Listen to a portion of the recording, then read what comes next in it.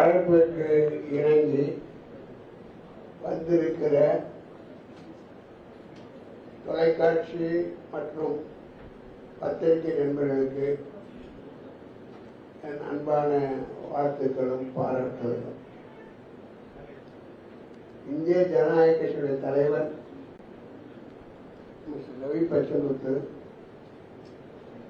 இப்பொழுது யார் வேட்பாளர், எந்த தொகுதிக்கு என்பதை அவர் அறிவிப்பார். அதற்கு முன்னதாக இந்திய ஜனநாயக கட்சி பற்றி உங்களுக்கு ஓரளவுக்கு தெரிந்திருக்கும் என்று நம்புகிறேன். கட்சி துவங்கப்பட்டு 15 ஆண்டுகள் ஆகிறது. இந்த 15 ஆண்டுகளில் இந்திய ஜனநாயக கட்சி, அது பெயரே ஜனநாயக கட்சி, அது மட்டுமல்ல இந்திய ஜனநாயக கட்சி, இந்த காலகட்டங்களில் எல்லோருமே பெயரை சுருக்கி வைத்திருப்பார்கள். நாங்கள் மட்டும்தான் இந்த 15 ஆண்டு காலத்தில் கட்சியை துவங்குகிற பொழுது இந்தியா நினைத்தோம், ஜனநாயகத்தை நினைத்தோம். ஆகவே இந்திய ஜனநாயக கட்சிக்கு பெயர் வைத்தோம். இந்தியா ஜனநாயகம் இல்லை, அதை திருப்ப கொண்டு வர வேண்டும். குறிப்பாக தமிழ்நாட்டில் இந்திய ஜனநாயகம் இல்லை, அதை கொண்டு வர வேண்டும் என்ற அடிப்படையில் அந்த பெயரை அந்த காலத்தில் பெயரிட்டோம். அது இந்த 15 ஆண்டுகளாக துவங்கிய காலம் முதல் கட்சி துவங்கி 8 மாதத்திலேயே பொதுத் தேர்தல் வந்தது. 131 பேரை அந்த தேர்தலில் போட்டியிட வைத்தோம். அதற்கடுத்து பாராளுமன்ற தேர்தல், இந்த 3 முறை இந்த இடைக்காலத்தில் வந்த பாராளுமன்ற தேர்தல் 3 முறையும் கட்சியின் நிறுவனம் என்ற முறையில் பெரம்பலூரில் நானே போட்டியிட்டேன். அதில் 3ல் ஒரு முறை வெற்றி பெற்றேன். அது உங்களுக்கு தான் தெரிந்த கதை, வரலாறு. அந்த வகையில் இப்போ கட்சி துவங்கிய பிறகு எல்லா தேர்தலிலும் தொடர்ந்து சட்டமன்ற தொகுதிக்கும் பாராளுமன்ற தொகுதிக்கும் போட்டியிட்டுக் கொண்டு வந்திருக்கிறோம். என்ற ஜனநாயகத்தை காப்பாற்ற வேண்டும் என்ற அடிப்படையிலே நாங்கள் செய்திருக்கிறோம். ஆக இந்த சிறு வரலாறை நான் உங்களுக்கு சொல்வதற்கு காரணம்,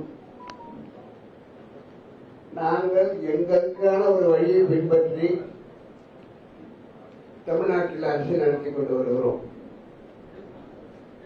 எங்களுடைய பின்பலம் உங்களுக்கு அனைவருக்கும் தெரியும் என்று நம்புகிறேன்.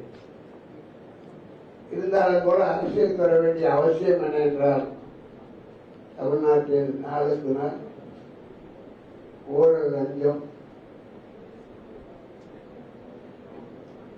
எண்ணற்ற முறையில் தமிழ்நாட்டு மக்கள் தங்களுடைய வாழ்க்கையை தரத்தை இழக்கிற வகையில் ஆட்சி நடந்து கொண்டிருக்கிறது என்பதையும் அறிவீர்கள்.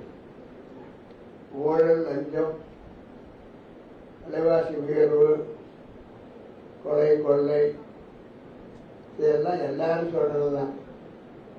அது மட்டும் இல்லை, நீங்க அனுபவிச்சிருப்பீங்கன்னு நினைக்கிறேன். அந்த வகையில் பாதிக்கப்பட்டவர்களும் உங்களுடைய குடும்பத்திலோ நீங்களே கூட இருக்கலாம். அந்த சூழ்நிலையில பெண்களுக்கு சுத்தமாக பாதுகாப்பு இல்லை. அதே மட்டுமில்லை, எங்களுடைய கட்சியின் கொள்கைகள் ஒன்று, பெண்களுக்கு சம உரிமை. அந்த வகையில் 2 வேட்பாளர்கள், ஒன்று குன்னத்தில் ஒரு பெண் வேட்பாளர் போட்டியிடுகிறார், பல்லாவரத்தில் ஒரு ஆண் வேட்பாளர் போட்டியிடுகிறார்.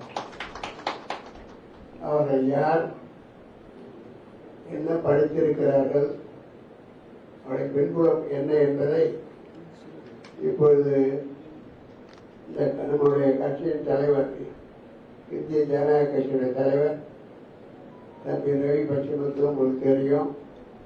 அவர் என்ன, அவருடைய பின்புலம் எல்லாம் தெரியாமல் இருக்க வாய்ப்பே இல்லை.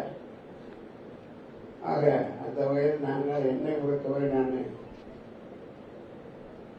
சேலம் ஆத்தூரில் பிறந்து இன்னைக்கு 60 ஆண்டு காலமாக சென்னையில் இருந்து கொண்டிருக்கிறேன். கல்விப்பணியில் இருக்கிறேன் என்பது உங்களுக்கு தெரியும். இந்த பின்புலத்தோடு இப்போது கட்சியின் தலைவர் அவர் சொல்ல வேண்டியதை சொல்லி உங்களுக்கு வேட்பாளர்களை அறிமுகப்படுத்துவார். நன்றி.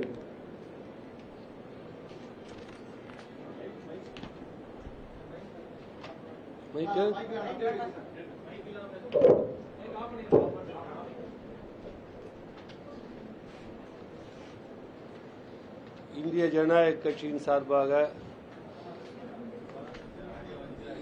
2026 தேர்தலுக்கு இருவரை நாம் அறிமுகம் செய்திருக்கின்றோம். ஒன்று, வழக்கறிஞர் doctor Venkatesan, MA, ML, PhD, doctorate. இவர் 15 வருஷமா நம்ம கட்சி ஆரம்பிச்சதுல கட்சியின் சட்ட ஆலோசகராக இருந்து வருகிறார். ஐயாவின் நம்பிக்கைக்கும் பாத்திரத்துக்குரியவர்.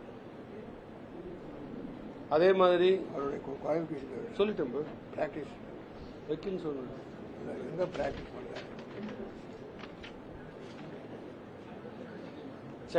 சென்னை உயர்நீதிமன்றத்தில் பிராக்டிஸ் பண்ணிட்டு இருக்காரு. எல்லா வழக்கறிஞராக இருந்திருக்காரு, கவர்மெண்ட் GP இருந்திருக்காரு, எல்லா பொறுப்புலையும் இருந்திருக்காரு இவர். அடுத்தது திருமதி சரண்யா அன்பழகன், BSc B.Ed. இவங்க கட்சியில ஆரம்பிச்சதுலேருந்து அவருடைய கணவர் நம்ம கட்சியில உறுப்பினர்ல இருந்து இன்னைக்கு மாவட்ட தலைவர் வரைக்கும் போஸ்டிங்ல இருந்திருக்காரு. அவங்களுடைய மனைவி படித்தவர், ஆசிரியர் வேலைக்காக முயற்சித்துக் கொண்டிருப்பவர். நல்ல வேட்பாளர்களை ஐயா தேர்ந்தெடுத்து இருவருக்கும் சம உரிமை கொடுத்திருக்கிறார். சரண்யா சொல்லிட்டு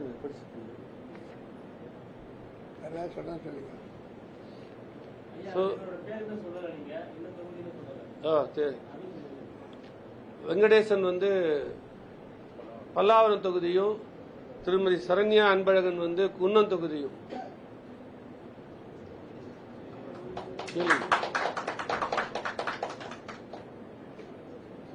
வெட்டலை சின்னத்தில் போட்டியிடுறோம்.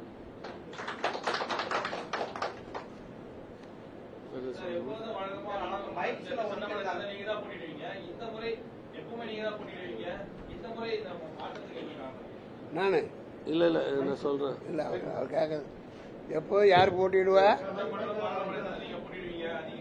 ஆமா, நீங்க என்ன பாக்குறீங்களா? எனக்கு இளைஞர்களுக்கு வாய்ப்பளிக்க வேண்டும், வழிவிட வேண்டும் என்ற அடிப்படையில் தான் என்னுடைய கொள்கைப்படி ஒரு வயதுக்கு மேல அரசியல் இருக்கக்கூடாதுன்னு நினைக்கிறேன். ஆனா அரசியலை வழிநடத்தலாம் என்று நினைப்போம். அந்த வகையில் இருக்கிறேன். ஆகவே என்னுடைய கட்சியில் வருங்கால இளைஞர்களுக்கும் பெண்களுக்கும் வாய்ப்பளிக்க நான் ஒரு முன் உதாரணமாக இருக்க விரும்புகிறேன். தேர்தல் ஆணையம் இந்திய ஜனநாயக கட்சிக்கு மைக்ஸ் ஒதுக்கிருந்தாங்க. மைக்ஸ் ஒதுக்கிறது போது ஏன் நம்ம அதாவது நாங்க தனியா போட்டியிட்ட காலத்தை முதல்ல மோதிரம், அதுக்கடுத்து கத்திரிக்கோள், அதுக்கடுத்து ஆட்டோ. அந்த காலகட்டங்களில் எப்படி இருந்ததுன்னாக்கா போதுமான நேரம் இருந்தது. நாங்கள் ட்ரை பண்ணி இப்போ வந்தது ஒரு ரீசெண்டாக ஒரு 4-5 நாளைக்கு முன்னாடி. இந்த குறுகிய காலத்தில் புதிய சின்னத்தை மக்களுக்கு எடுத்து செல்ல முடியாது என்ற அடிப்படையில், அதே மாதிரி தேசிய ஜனநாயக கூட்டணியில் இருக்கிறோம் என்பதை நன்றாக அறிவீர்கள். அன்றைக்கும் சரி இன்றைக்கும் சரி தேசிய ஜனநாயக கூட்டணியில் தான் இருக்கிறோம். ஆனால் ரெட்டலை என்பது அதிமுகவுடைய சிம்பல் என்பதை அறிவீர்கள். அவர்களும் தேசிய ஜனநாயக கூட்டணியில் இருக்கிறார்கள். அந்த அடிப்படையில் தேசிய ஜனநாயக கூட்டணியை சேர்ந்த தலைவர்கள் எல்லாம் அவருடைய விருப்பத்திற்கே சின்னத்தை எடுத்துக்கொள்ளலாம் என்று இன்றைக்கு தேசிய ஜனநாயக கூட்டணியை வழிநடத்துகிற மரியாதைக்குரிய எடப்பாடி அவர்கள் என்று சொன்னார். உங்கள் சின்ன இடமோ எதை விரும்புகிறீர்களோ என்று அந்த உரிமையை கொடுத்தார். நேரம் காலம் சரியாக இல்லை, குறுகிய காலமாக இருக்கிறது. ஆகவேதான் அந்த அடிப்படையில் அவருடைய விருப்பத்தின்படி அல்லது எங்களுடைய விருப்பத்தின்படி அவரிடம் நாங்கள் இரட்டையில் போட்டியிடுகிறோம் என்று சொன்னோம். தாராளமாக செய்யுங்கள் என்று அனுமதியும் கொடுத்திருக்கிறார். ஆக அந்த 2 வேட்பாளர்களும் இந்த முறை இரட்டை சின்னத்தில் போட்டியிடுவார்கள்.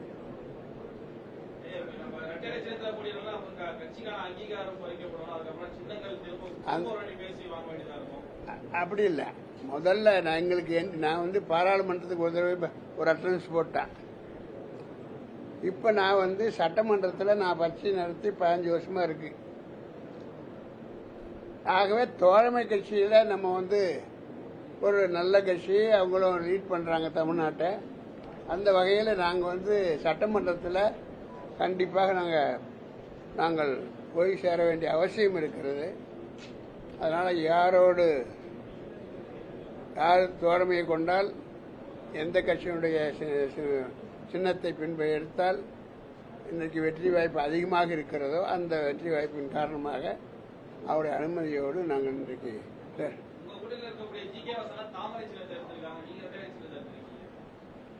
அவங்களுடைய வரலாறு வேற, எங்களுடைய வரலாறு வேற. அவங்களுடைய வரலாறுல சொன்னீங்கன்னா இப்போ எங்கேயோ இருந்து வரும். எங்க கட்சி சுயம்பு. எங்கள் கட்சியில் இதுக்கு முன்னாடியே யாரோ ஒருத்தர் போட்டு போட தேவையில்லை, எந்த போட்டோவும் வராது. நாங்கள் தான் நிறுவனர், நாங்கள் தான் இதை சிந்தித்தோம், நாங்கள் மட்டும்தான் இந்திய அளவில் சிந்தித்தோம். அதற்கு ஒரு வாய்ப்பாகத்தான் முதல்ல பாராளுமன்றத்தில் நான் போயிருக்கோம். அதே மாதிரி இந்த முறை தமிழ்நாட்டில் நம்முடைய இடம் இருக்க வேண்டும் சட்டமன்றத்தின் அடிப்படையில் நாங்கள் போறோம். ஜனநாயகத்தை காப்பாற்றுறதுக்காக கட்சி ஆரம்பிச்சிருக்கீங்க. சமீபத்தில் என்ன போராட்டங்களை முன்னெடுத்தது ஐஜேகே? இது தவிர இனி முதல்ல எனக்கு நான் ஒரு பாடமே எடுக்கணும். பார்த்துங்க, தமிழ்நாட்டில் நடத்த மட்டுமல்ல, இந்திய மக்களே போராட்டம், ஆர்ப்பாட்டம், உண்ணாவிரதம் இது ஒரு கட்சியை வளர்ப்பதற்கு ஆதாரம் என்று என்னால் சொன்னால் நீங்கள்லாம் தவறாக வழிநடத்தப்பட்டிருக்கிறீர்கள். எதுக்காக கட்சி ஆட்சி நல்லா இருந்தா, நல்லவர்களை தேர்ந்தெடுத்திருந்தால் எதற்காக ஆர்ப்பாட்டம், எதற்காக போராட்டம்? ஆக தன்னுடைய வெளிச்சம் தான் மேல பண்ணுங்கிறதுக்காகவே பண்ண முடியாம தமிழ்நாட்டில் சொன்ன நீங்க இந்த பொதுச் செயலாளர் கேட்டா சொல்லு. எத்தனை ஆர்ப்பாட்டம் பண்ணிருக்கீங்க? நாங்கள் பண்ணியிருக்கோம், தேவைக்கு சந்தர்ப்பம் வெட்டினதுக்கு எல்லாம் பண்ணியிருக்கோம். இப்ப நீங்க எடுத்துட்டீங்கன்னா எங்களுடைய கட்சியினுடைய நிலைமை என்ன, 234 தொகுதிகளிலும் எங்களுக்கு பொறுப்பாளர்கள் இருக்கிறார்கள். அந்த லிஸ்டை கூட கொடுக்க சொன்னா நாங்கள் கொடுப்போம். அதுவரை பெரும்பாலான மாவட்டங்களில் நாங்கள் என்ன பண்ணியிருக்கோம்னா, தமிழ்நாட்டினுடைய மாவட்டங்கள் ரெவென்யூ மாவட்டம் அல்ல. எங்களை பொறுத்தவரை தொகுதி, எத்தனை தொகுதி இருக்கு அந்த தொகுதிக்கு ஒரு மாவட்டமாக பிரிக்கப்பட்டு அந்த 234 தொகுதிகளிலும் மாவட்ட தலைவர்கள் இருக்கிறார்கள். செயலாளர், பொருளாளர், ஒன்றியம், கிளை வரைக்கும் போயிருக்கிறது. சில இடங்களில் பூத்து வரைக்கும் போயிருக்கு. அந்த லிஸ்ட்லாம் இருக்கு. ஆனாலும் அதை வாய்ப்பு வரும்போது எங்களால் தமிழ்நாட்டில் எல்லா இடத்துலையும் நிற்க முடியும். இதை நாங்கள் கட்சி ஆரம்பித்து 8வது மாதத்திலே 131 இடத்துல போட்டி போட்டிருக்கோம். அப்போ அதை விட பல மடங்கு வளர்ந்துருக்கு. ஆக தேவைப்பட்டால், நினைத்தால் எங்களால் சரியான நேரத்தில் தமிழ்நாட்டில் அத்தனை இடங்களுக்கு போட்டி போட முடியும்.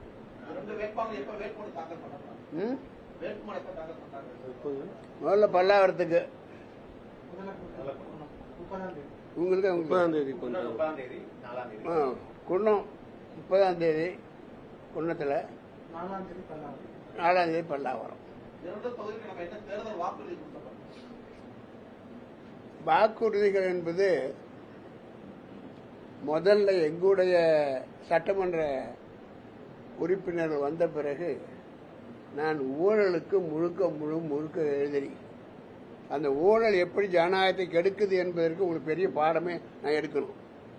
ஊழல் செய்தால், பணம் செலுத்தால், கொள்ளையடித்தால், கோடியாக அடித்தால் அதை வைத்துக்கொண்டு ஜனநாயகம் முழுமையாக தகர்க்கப்படுகிறது.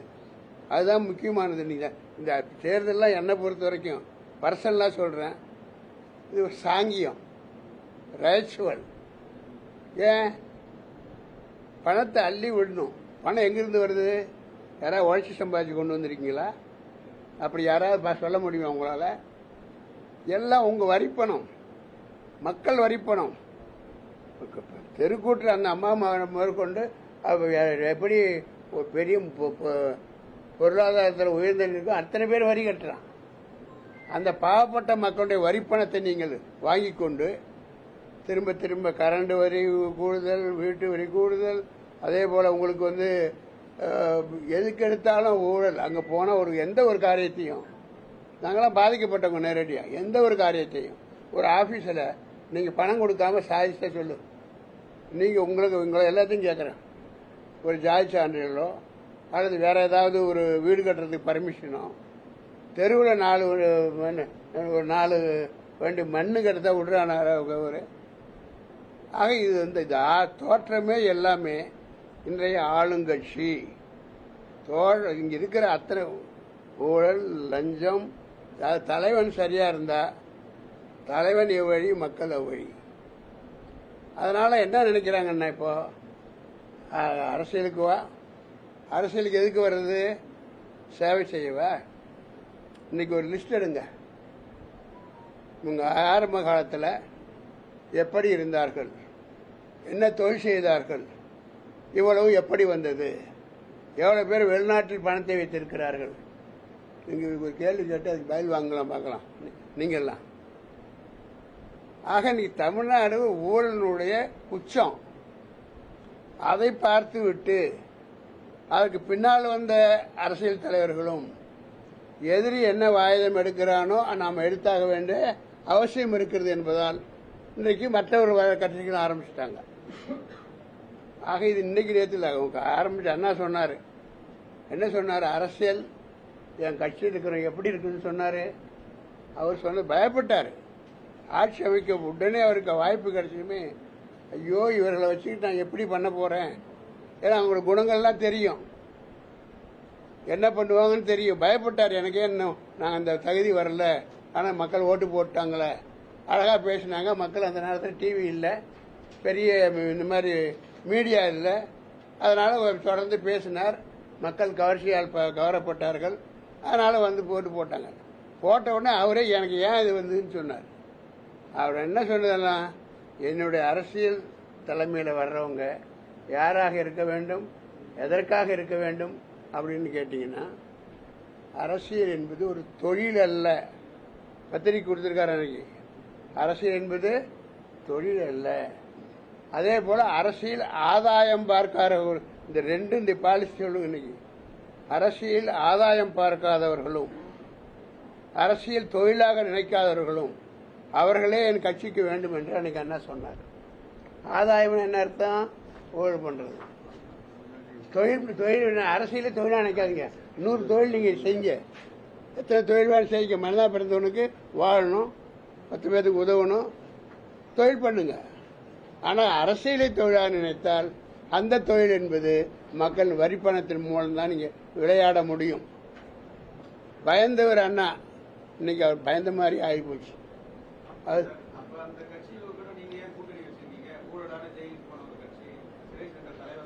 நான் ஒரு நிமிஷம் வச்சுக்கோ. நாங்க ஜெயிலுக்கு போனது ஒண்ணு உனக்கு தெரியுமோ தெரியாதோ? அவங்க கூட்டணி வச்சு ஜெயிலுக்கு போனது. அவங்க கூட்டணி ஜேடிஎம்கே சொல்றாரு. ஆமா, அதான்யா. நான் இப்பதானே இல்ல ஒரு புரிஞ்சுக்க. நீங்க எலெக்ஷனை பத்தி பேசுங்க. அவங்களுக்கு சில பேர்த்துக்கு இருக்கட்டும். நான் இப்ப நிறைய ஊழல் பண்ணவங்க விட குறைச்ச ஊழல் பண்ணவங்க சாய்ஸ். அதான் சாய்ஸ், அவ்வளவுதான். இல்ல அது ஏன் நீங்க ஏன் ஒடுங்க போறோம்?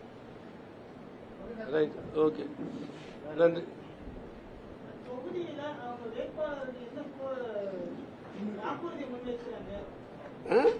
அதாவது ஏடிஎம்கே என்டிஏ கூட்டணியில ஒரு மேனிஃபெஸ்டோ கம்ப்ளீட்டா ரெடி பண்ணி கொடுத்துருக்காங்க. அந்த மேனிஃபெஸ்டோவை அப்படியே காப்பாற்றுவோம். ஒண்ணு, இனி அந்த தொகுதிகளில் என்னென்ன பிரச்சனை இருக்கோ மக்கள் சொல்றத கேட்டு மக்களுக்கு தேவையானவற்றை செய்யறதுக்கு நாங்க தயாரா இருக்கோம். தொகுதியில குற்றமா கொடுத்திருக்காங்க. அதே மாதிரி பல்லாவரத்திலும் திமுக கரெக்டுங்க.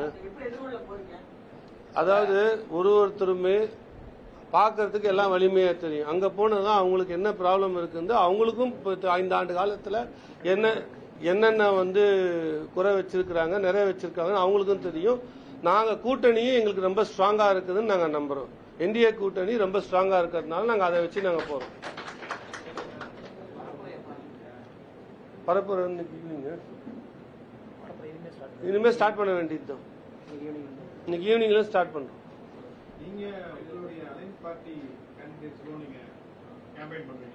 கண்டிப்பா எங்க உறுதியா பண்ணுவோம். தேங்க்யூ.